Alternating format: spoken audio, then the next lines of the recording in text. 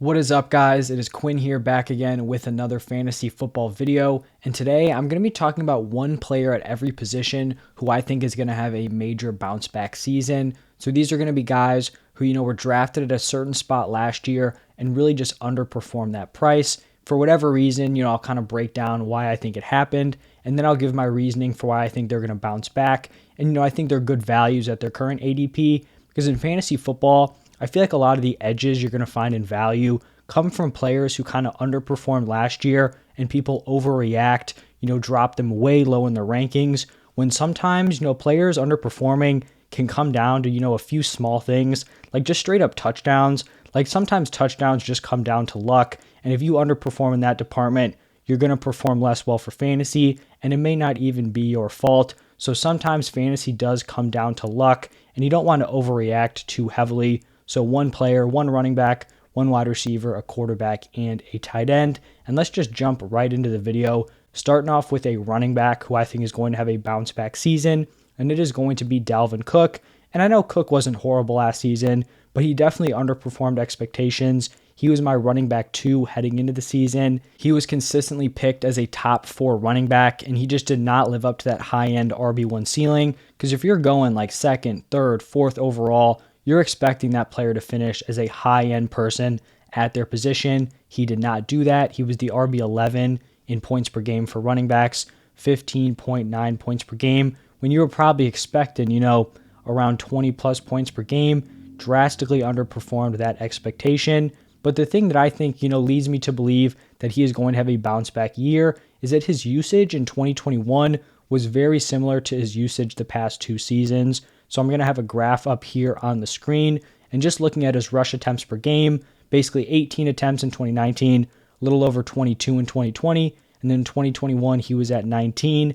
Then targets per game, 4.5 in 2019, 3.9 in 2020, 3.8 in 2021. So slightly lower than those other 2 years, but still pretty close. Yards per game, there was a decent, kind of difference here. 118 yards per game in 2019, 137 in 2020, and then 106 in 2021.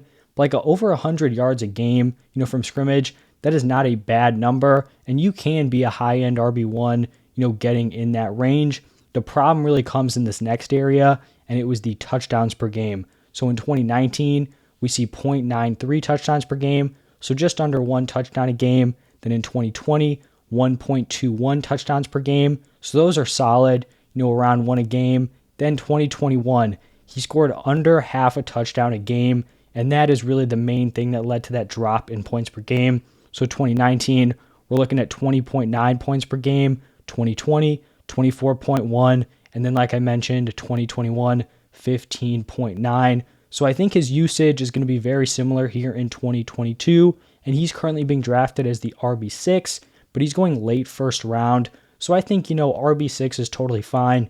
He's my running back 5, but I would be taking him in the mid first round. The only wide receiver I have ahead of him in my rankings is Cooper Kupp. I know on Underdog, you've got Justin Jefferson, Jamar Chase. I think even Stephon Diggs and Devontae Adams are going ahead of Dalvin Cook, but for me, I like to go running backs early and often. So if you can get a guy like Dalvin Cook, who I think can have a high-end RB1 finish, late first round, that is fantastic value, because I feel like, he's basically the same player, similar upside to what he was last year, but instead of picking him at number 2 overall, you're getting him at a much cheaper price. So Dalvin Cook is going to be my bounce back running back. Now moving over to the wide receiver position, this is where I have Brandon Aiyuk, and he was a massive disappointment last year. He was coming off a great rookie season, averaged 15.4 points per game. He was being drafted ahead of Deebo Samuel, who ended up being elite at the wide receiver position. So people did think that Brandon Aiyuk was going to be the guy. He was going to outperform Deebo Samuel, and that just did not happen at all. He absolutely tanked at the beginning of the season. I remember week 1, I was watching Red Zone, and everyone was just freaking out at the 49ers because I believe Trey Sermon was a healthy scratch. Either he was a healthy scratch or he just got no playing time. And then you had Brandon Aiyuk, who wasn't even on the field, and it was like, what is going on? What were these beat reporters, looking at all offseason? Because there was no indication that all of a sudden Brandon Aiyuk was going to be a nobody and that Trey Sermon wasn't even going to be active. So here's another graph up here. Brandon Aiyuk, his first 7 games, averaged 3.3 targets per game, very, very low, 1.9 receptions per game, and then just under 22 yards per game, and then one total touchdown in those first 7 games. So he was brutal, 5.2 PPR points per game. He was getting dropped, and I mean rationally so. He was definitely droppable at this point in the fantasy season. But then the last 10 games, he started to pick it up and put it together. 6.1 targets per game in that stretch, 4.3 receptions per game, and then almost had 70 yards per game, 69.1, and then scored 4 touchdowns in those last 10 games and did average 13.4 PPR points per game. Right now, he is being drafted around wide receiver 40. I'm not someone who's going to be, going out of my way to target Brandon Aiyuk, but I think this is a very fair price for him, and I'd be totally willing to, buy him at the wide receiver 40 cost. Even with his horrible start last season, those first 7 games that I talked about, he still finished as the wide receiver 44 in points per game. So he basically seems like a lock to outperform his current ADP. And even though he's going to be firmly behind George Kittle and Deebo Samuel, he showed later on in the season, once he kind of got it all together, he can be a flex option for fantasy football. And then if one of those guys goes down ahead of him, he would totally step into a bigger role. And so even though if you're looking at the situation from the outside, he's got a lot of target competition with a rushing quarterback, it's not a fantastic situation. But if you're picking him at, wide receiver 40, you're just betting on his talent because I still believe he can be a very good NFL wide receiver. At the quarterback position, I'm going to be talking about Lamar Jackson, and he has actually underperformed his ADP in back-to-back seasons. So he was drafted as the quarterback 1 overall in 2020. At lowest, he was the quarterback 2. Maybe Patrick Mahomes was going ahead of him in a few leagues. And then he was drafted as a top 5 quarterback in 2021. But that 2020 season where he was picked as the number 1, finished as the QB 9 in points per game. Last year, finished as the QB 8 in points per game. Overall, I would really say this past season was probably the only one that you could consider disappointing because he was the QB 9 in 2020. The quarterback production in 2020 was absolutely absurd. So Lamar was the QB 9 in points per game, but if you took his points per game number from that season and, put it in the 2021 year, he would have been like the QB 3 overall. So he played well. Can't really control, how the other players just absolutely ball out around him. But this Ravens offense looked very different in 2021, from what we saw in 2020 and 2019. 2019 is when he had that absolutely absurd year where he did win the MVP. They had injuries to their top 2 running backs before the season, which led to a more pass-heavy attack. Lamar attempted 31.8 pass attempts per game. That was 5 pass attempts more per game than what we saw out of him in his MVP season. I expect the Ravens to shift back to this run-heavy approach, and I am expecting an elite fantasy season out of Lamar Jackson. You let him rely a little bit more on his legs, he's going to be more efficient as a passer, and there is just no other quarterback who can compete with Lamar Jackson's ceiling. So he is actually going to be my QB2 overall behind Josh Allen. I've seen his ADP at a bunch of different spots. He's going pretty high in underdog.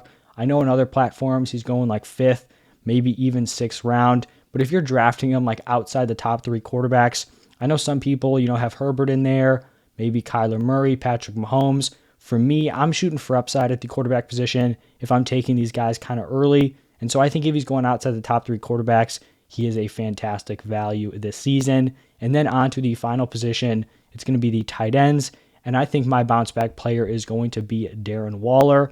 After an elite 2020 season where he finished as the tight end 2 in points per game, averaged 17.4 points per game, he definitely regressed in 2021. He was the tight end 6 in points per game, which doesn't seem terrible. But at the tight end position, you've always got a few elite guys.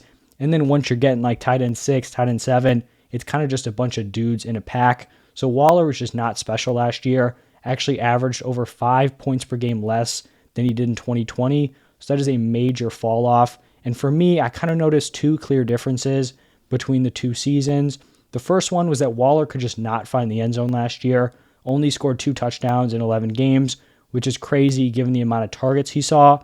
And so even though he was that target machine, 8.5 targets per game, the second thing was he just struggled to convert those into receptions and then therefore yardage. So he only caught 59.1% of those targets compared to catching 73.8 of them in the 2020 season. And heading into 2022, I actually think Devontae Adams can help spark a rebound for Darren Waller. He may not have the same ceiling that he had in the 2020 season, when he was the clear number one target, but I'm actually really coming around on this Raiders offense. I think Derek Carr is a very good quarterback. He just hasn't had a lot of support around him. Now he totally does. You've got a receiver core of Devontae Adams, Darren Waller, and Hunter Renfrow, and teams aren't going to be able to just solely focus on Darren Waller. Remember, like early in the season last year, this was really a one-man show. You had Renfrow, you had Henry Ruggs at the beginning of the year, Bryan Edwards, but Darren Waller was the clear number one. Remember, Hunter Renfrow didn't really break out until late in the year, and a lot of that was when Darren Waller was out with injury. So this Raiders team is going to have a high-volume passing attack. You're looking at their personnel. They have great pass catchers, but also just looking at that division, I mean, there are going to be some shootouts in those games. Chargers, Chiefs, Broncos, those are all very, very good offenses. So the Raiders are going to have to keep up. And I think Derek Carr will be able to support all three of these weapons, and they can have nice ceilings. But right now, Darren Waller is going off the board as the tight end 4 or tight end 5. I think that's fair. Looking at the other tight ends, he should be behind Travis Kelce, Mark Andrews, and probably even Kyle Pitts. Maybe there's some argument there, but I would prefer Kyle Pitts. But just looking at where he's getting drafted, if I can get him, in the mid-4th round or later, I really like that price for someone who I think can have a bounce-back season. He may not finish as the overall tight end 1, but I could see, tight end 2, tight end 3 in points per game, and I could totally see him living up to, his current draft price. So those are 4 bounce-back players that I think are going to have nice seasons this year. So Dalvin Cook at running back, Brandon Aiyuk at wide receiver, Lamar Jackson at quarterback, and Darren Waller at tight end. Let me know what you guys think about these players down below in the comment section. As always, if you enjoyed, hit that like button, subscribe to the channel. That all helps me out a ton. But thank you guys for stopping by, and I'll see you in the next one.